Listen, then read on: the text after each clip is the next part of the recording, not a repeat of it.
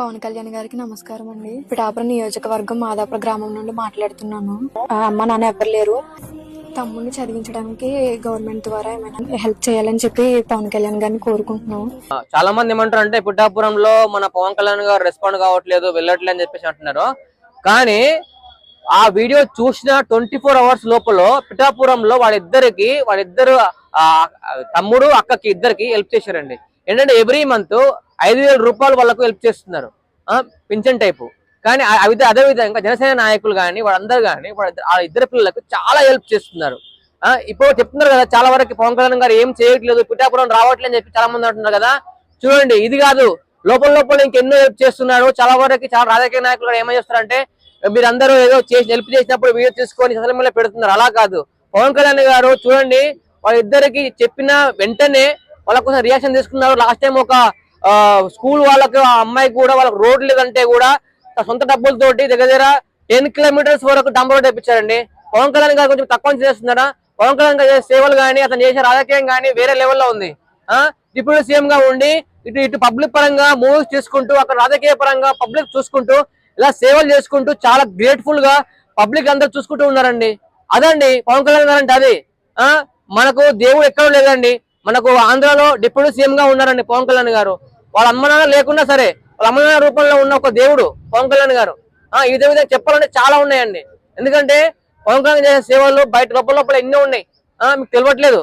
మీరు ఎందుకు మొన్న లాస్ట్ టైం మొన్న మీటింగ్ లో ట్రోలింగ్ అయింది, పిఠాపురం రావట్లేదు చూడట్లేదు అని చెప్పేసి అంటున్నారు. పిఠాపురంలో కాదండి, చాలా సేవలు చేస్తున్నారు, మీకు తెలియదు అవన్నీ. అంటే పవన్ కళ్యాణ్ గారు తన సొంత డబ్బులతోనే చేస్తున్నారా లేదంటే రాజకీయ డబ్బులతో? అన్న ఇగో ఒక మాట, ఇప్పుడు రాజకీయంగా పోటీ చేసినప్పుడే సొంతంగా డబ్బులతోటి పోటీ చేసి గెలిచిందన్న.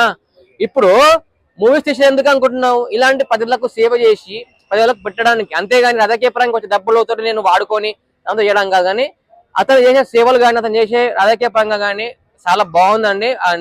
చాలా గ్రేట్ఫుల్ గా చాలా మందికి సేవ చేస్తున్నాడు.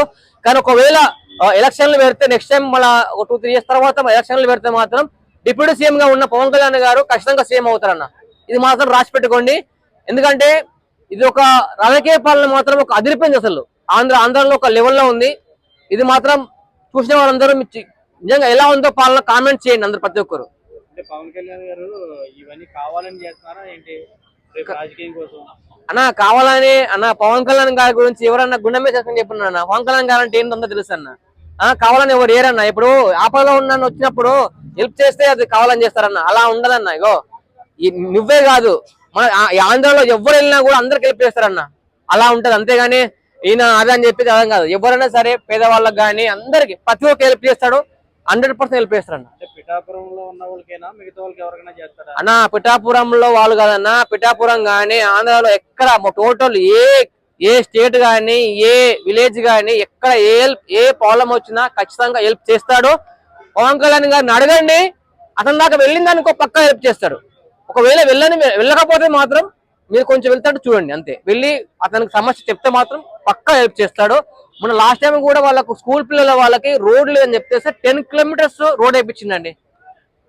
అది మీకు కూడా తెలుసు.